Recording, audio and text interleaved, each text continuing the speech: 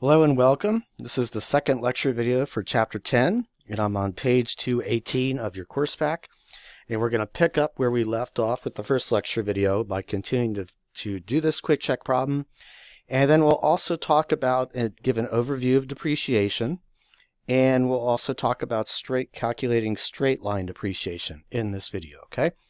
So we left off on this problem. We said a company paid $150,000 plus a 6% commission and $4,000 in closing costs for the property. So the way commissions work is it's based upon the purchase price. So the other thing is that commission and closing costs are normal and reasonable costs that can be included in the cost of purchasing a building. Okay, so when we think about the debit to building, right, we can debit it for the $150,000 times 1.06. This increases it by 6%. That's the commission. And then you pay $4,000 closing costs after the commission, because the commission is only on the purchase price. So when you do this, you get $163,000. Okay. The property included land appraised at $87,500, land improvements appraised at $35,000, and building appraised at $52,500. What should be the allocation, okay, in the company's accounting records. And so when we look at this one, the right answer is C, debit. So this would be a debit to land, $81,500, debit to land improvements, $32,600, debit to building, $48,900, and then let's assume that we purchased it with cash, credit to cash, okay? How did I get to these numbers? So let's look at a table. So you know I love tables. And they help. Tables are your friends. So we take our 150,000 times our 1.06 plus our 4,000 closing costs. This is the cost that's going to be put up on the balance sheet, and it will be spread out between land improvements, and buildings. Okay, so we take our appraisals, right, which we get from those problems, 175,000 total, and then we use the appraisals to then allocate out this cost to each account. So I take 87,000 divided by 175 is half. So that means land gets half of the 163 cost, 81,500. Land improvements, 20%, the 35,000 divided by 175 is 20%, times the 163, 32,600 is how much land improvements gets of the 163. Then I do the same thing for building, 48,900. And so that's how I allocated out that 163 among land improvements, and then buildings, okay? And so that's why the right answer is C. All right, so let's look at number 2. Let's pick at page 219, where we start talking about an overview of depreciation, okay?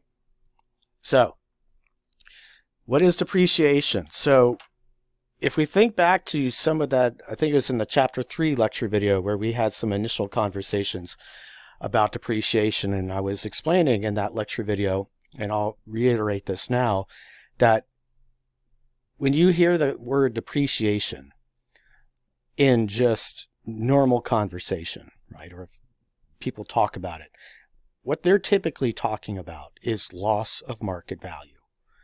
So, never go buy a new car, always buy a used car. Well, from a financial standpoint, why? Because as soon as you bought the new car, right, that car has depreciated 10% as soon as you drive it off the lot. Well, what are they talking about there in that context? If I said that, what do I mean? I mean that the car's value has dropped in price, in market value, 10%. That's different than what I mean by depreciation in terms of accounting.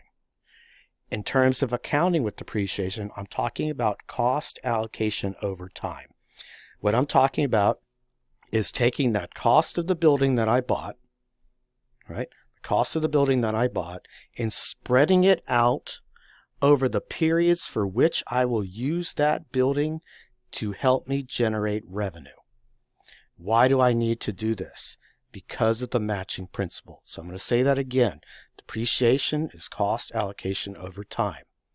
It is me taking the cost of that building and spreading it out over the periods for which I will use that building to generate revenue, to use it in my company's operations to generate revenue.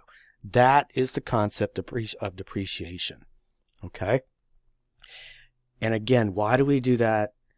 It's just a method to help us match the costs with the benefits. And the reason that we do that is our friend, the matching principle. Remember, the principles that we talked about back in chapter 1 are your friends. And as I said back in chapter 1, everything comes back to those principles: the cost principle, the matching principle, the revenue recognition principle, and the full disclosure principle. So much of what we do comes back to that. Okay? So let's talk about some factors in computing depreciation. So we have our cost. Well, we need to know that. And again, what do we mean by cost? We mean what you paid for the asset, plus any normal and reasonable expenditures to get it ready for its intended use. And we just had some of those conversations in the prior lecture video about specific normal and reasonable expenditures for each type of plant asset. Okay? Salvage value is what we think we can sell the asset for at the end of its useful life. Okay? It is subjective. Useful life is the length of time for which we will use that asset in our company's operations to generate revenue. It is subjective, and it is influenced by obsolescence and inadequacy. Okay? So we might have to purchase a new one. It's just not sufficient for our demands. And then also obsolescence. So you think probably with an iPhone, for example, iPhones have a very short useful life because they are obsolete pretty quickly, right? A lot of people want to upgrade all the time because the old iPhones just don't do that much, right? Same thing with a computer, okay? Same thing with software. So software, computers, iPhones have shorter useful lives than buildings. Okay? So let's talk about the straight line depreciation method. Okay? So there are 3 depreciation methods that we will talk about in chapter 10. Straight line, double declining, and units of production. And we will talk about straight line in this lecture video. Okay? So straight line, it charges the same amount of depreciation expense every single accounting period. And the way I calculate straight line is I take my asset cost. Again, what do I mean by cost?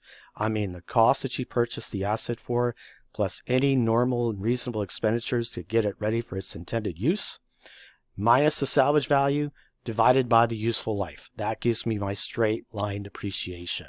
Okay?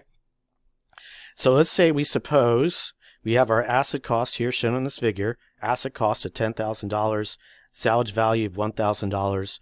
The $10,000 cost minus the salvage value gives us our depreciable cost of $9,000. The useful life is 5 years. And then our units expected is 36,000 shoes, and we'll deal with that when we talk about our units of production, but not with our straight line, okay? So let's calculate depreciation, and then we'll also do our journal entry for depreciation. So first step, calculate depreciation. How do I do that? Well, here's my formula. Cost minus salvage value divided by useful life.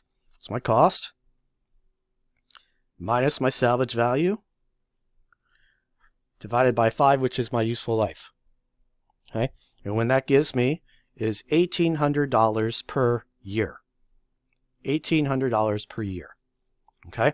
So, what is my journal entry? Do you remember this? Think about it. See if you can't remember what the journal entry is. And I'll give you a hint. The debit goes to depreciation expense. Remember what the credit goes to? Accumulated depreciation. So we're going to debit depreciation expense, $1,800, and then I will credit accumulated depreciation for $1,800. This is on the income statement. Depreciation expense shows up on the income statement as an expense. Accumulated depreciation is a contra asset account on the balance sheet. So it has a credit balance. Okay? Looking at the next page, if we look over here, let's take a look at our balance sheet presentation for depreciation. So what we can see over here with depreciation expense is $1,800 every single period, every single year. So over the 5 years, it's always $1,800. Okay, that's what straight line gives us. It gives us the same amount of depreciation expense every single accounting period. Okay, that's on the income statement. Now let's talk about the book value. See right over here, this second figure, it says asset book value. $10,000 first accounting period, and then it drops for the second accounting period, and then it keeps dropping as the third year, it keeps dropping the fourth year, okay, and then so on and so forth. Now, if we look over here on the balance sheet presentation, continuing looking at that, we have our machinery cost of $10,000, less accumulated depreciation of $3,600, which would mean after 2 years, right, because it's $1,800 a year, so this is 2 years. Gives us $6,400, and that $6,400 is my book value. So returning back up here, why does book value decrease, right? Because accumulated depreciation is increasing. So each accounting period, I keep adding to accumulated depreciation.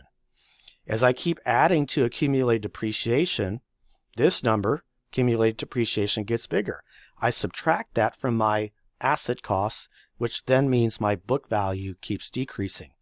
Now, I keep depreciating until my book value hits my salvage value. So I won't depreciate below the salvage value. And I'll say that again. I'm not going to depreciate below the salvage value.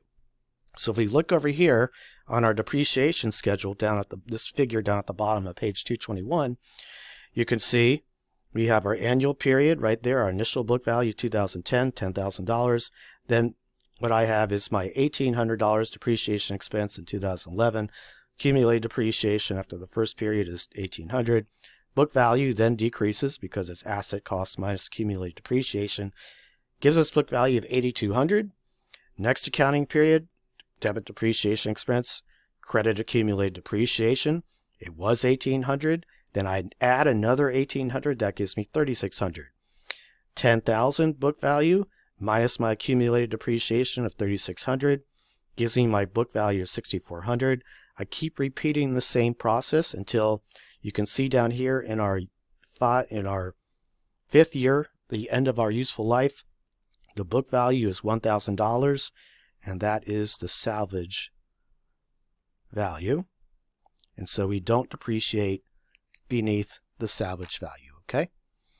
All right, so I'm going to end this lecture video now, and the next lecture video we'll talk about units of production depreciation method and double declining depreciation method. Okay, thanks so much. Bye.